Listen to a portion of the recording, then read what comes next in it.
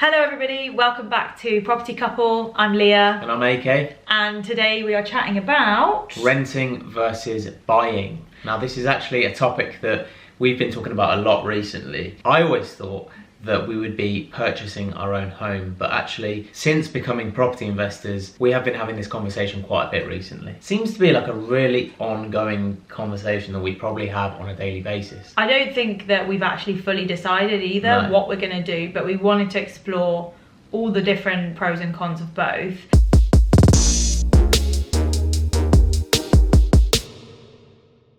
Since being property investors, it's definitely changed my outlook on a lot of things, such as, is dumping a massive deposit into a house a good way to invest money? And I do invest like that because essentially what we've learned is that a house isn't necessarily going to be an asset for us, it's going to be a liability. Yeah, I think if you look at the technical definition of what an asset is, it's something that puts money into your pocket. A liability is something that takes money out of your pocket. So this is where a lot of people say, well, owning your own home is a asset. And I know that, like, for instance, when somebody passes away and you tot up their estate, and their assets are the things they own, so it absolutely is an asset in terms of like the legal definition of a house, of a home. But in terms of investing, like you say, assets pay us every month. Our assets that we have built are paying us into our pockets every month. But when we buy our own home, when or if, that is going to be taking out a massive chunk of money every month on like a mortgage, but it's also going to require a huge deposit up front to get into the kind of property that we'd like to live in. Yeah, a lot of people say my property will be worth X in the future, or I will have equity in my property. But I think although that is true, what a lot of people don't realise is that that equity or that profit that might be within that home over a certain amount of years only really means anything when you come to sell that property. And what I will add is when you come to sell that property, usually what people do is go up. They upgrade. They upgrade their life and get a bigger house and something better. So what happens there is that equity that you did have, or that profit you did have, then goes into the next one, and then, you know, and which so I guess if you are someone who wants to use that money to buy something bigger, that's helping you with your bigger deposit, because it has maybe gone up without you doing anything. You maybe haven't done any home repairs, you've done nothing, and it's gone up significantly in value. Nothing's certain, but usually that's the case. So I guess, building equity in the home is one thing that you're never going to get with renting. Well, I guess what you're also never going to get is the flexibility of renting. So that's a good point. So Leah and I were discussing this, you know, where do we really want to live, especially now? So Leah obviously does her own thing, she doesn't really have a job, and I say job in that I don't mean she doesn't have a fixed job where you go into a place of work, an office, whatever that is. I was doing that for the last 13 years. I now no longer need to do that. I now no longer do that as well. And so all of a sudden, we're now both quite flexible in the way we can work. I've never had that before. So now all of a sudden it's like, well, a bit more freedom. It almost is like more choice is more difficult, because it's like, where do we want to go? Where do we actually want to live? Yeah. And it feels like buying is such a huge commitment. I know you can sell, but just the deposit, the 25-year mortgage. I know you don't have to stay there for 25 years, but it just feels like such a huge thing. Whereas with renting, it was a bit more like, oh, we'll go there for a year. Maybe we'll rent for 2 years in the Cotswolds. Renting is no doubt a lot more flexible. However, with that comes there's always a con to every pro. For sure. And, you know, with that comes less stability. I mean, you could argue less stability. You know, a lot of people say, well, you know, what happens if the landlord wants their property back? It's happened twice. It's happened twice to us. So it does happen. It can happen. That's a very valid point, and that is definitely the opposing con to that flexibility. For sure. Someone could be a great tenant, pay their rent on time every month, but the landlord might still want that property back. Or they might want to sell it. You might have to leave. So there's always going to be that. And then also, I don't know if this applies so much to you because you're quite masculine in this sense, but I really like making a place feel like home, and I don't truly feel like with renting you ever make it fully your home. It can feel like home if it has your stuff in it. Perhaps you move into an unfurnished property and you furnish it yourself. It's never really yours, and I think that that's something which we definitely I've got a couple. disagree on, because you're like, well, what is yours in life? Yeah, what does yours really mean? Is it Because yours? if you're paying for a mortgage, is that house yours? Like, it's not really. The bank owns it. As long as you keep paying Not until your mortgage is paid off, anyway. As long as you keep paying those repayments, of course, like, you can live there. Yeah. But the bank really is your landlord. But coming back to your point of you want your own things, to be honest, one of my friends always says to me, I don't really have a lot of stuff. I don't like a lot of stuff. And you don't have things in life. One time he came to visit me when I was living abroad. I left the key for him on the desk, and he kind of came in, and I remember him saying to me, I wasn't sure this was actually the right flat. Like, he was like, I thought this was like a hotel room. Like, there was just nothing there. Like, do you know what I mean? Down in Chichester? No, it was when I was in New York. He was just like, it was like there was just a little Bible in the drawer, and like, that is it. Like, yeah, you're someone with very minimal stuff, and also you're not so bothered about like furniture and things that make you feel a certain way. And obviously in a rental you can do that to an extent, but you can't necessarily go knocking nails into the wall and things that I always did. I always just fixed it after. I like making things at home. I just don't like clutter.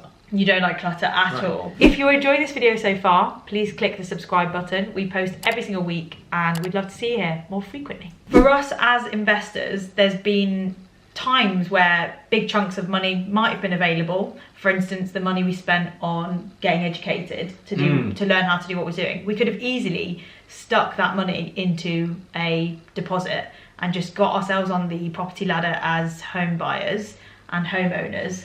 But we didn't. Yeah. And I think we've kind of now realised that money can be better spent making us more money. Do you know what I mean? Yeah, I do know what you mean, but I think it's really important to make it really clear. We are not saying it's better to buy an investment property or it's bad to buy your own home. We're just having the conversation. Yeah. We're just saying, for us, which one works better for us. Another great thing to mention is when we were renting in Chichester, when anything went wrong, when the drain was blocked, when the washing machine broke, when anything went wrong, it's so easy because it's the landlord's problem. Yeah. It's the agent's problem. And like us, we've got rental properties, and when things go wrong and our phone rings, the money that we've been receiving from rent, some of that ends up going towards fixing those problems. So it's kind of like a thing that pays itself. Whereas when you're a homeowner, imagine like, oh, the roof's leaking. You're like, right, got to sort out the roof. We know how expensive roofs are. We know how expensive this is. You know, expensive. And suddenly you go, okay, this is a huge financial liability. The upkeep of a home, keep it looking fresh, keep it looking nice. Yeah.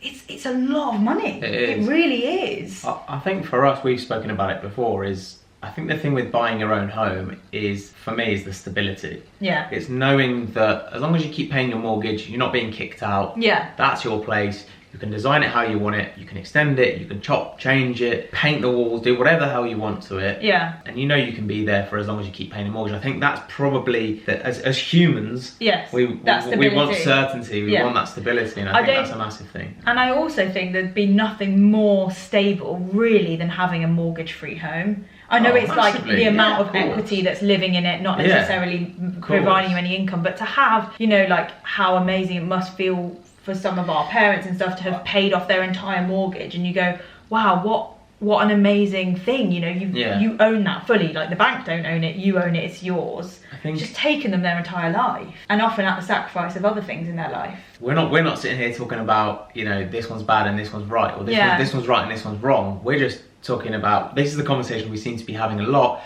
because of what we've been doing for the last couple of years. We can see a different way of doing it. Yeah, and because of where we're at in our life. And because of that, yeah. I still don't feel like we really know whether we're going to buy next or whether we're going to rent next. Another really interesting thing to mention is other people's opinions. So yeah, it's a good one. Like most people, you grow up thinking, I want to own my own home one day. Where am I going to live?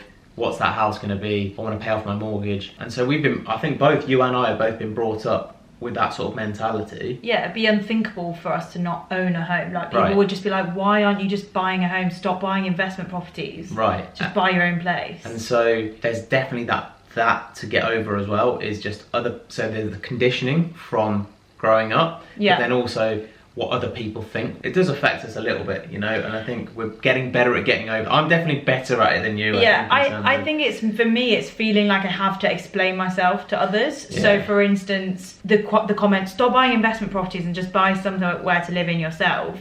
The answer to that is we have borrowed so much money and we have used their investment to make them more money and to make us some money. How would their investment ever work if we just bought our own house and lived in it? How are we going to pay back the people that we are doing business with? I think that's the kind of thing that trying to get people's head around that. I'm like, oh, I don't think you get it. We've used very little of our own money to get to where we are. Yeah, well, that's another thing. It's leverage, really. And I don't really want to sit there and explain that to Auntie, I'm not just going to make up a name, Auntie Maggie at Christmas. Like, what do I owe her? It's just a really interesting topic and we've been speaking about it loads, and I can't help but think if we can put our money into something that generates a certain income that then pays for a liability, I really struggle to think outside of that box now, because that's kind of what we've been sort of like opened up to now. Yeah, sure. Like if the property of our dreams, for example, cost 1,500 or 2,000 per month to live in it, rent. All bills in, rent, just say rent, just say rent. It's beautiful, say it's like a cottage in the Cotswolds or something.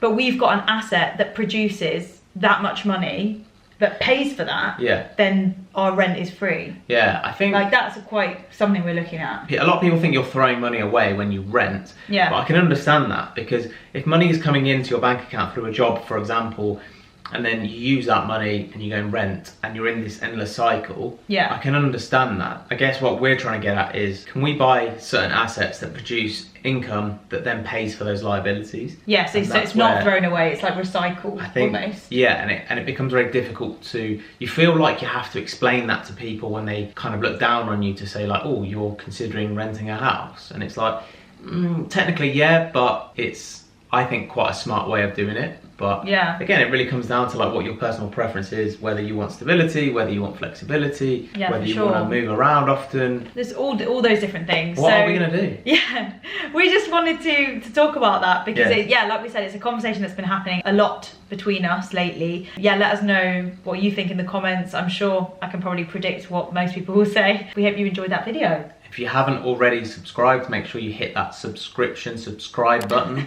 It's free to subscribe. We're also on TikTok at Property Couple if you want to have a look at some of our Property Couple TikToks. And we'll see you in the next one. Bye. Bye.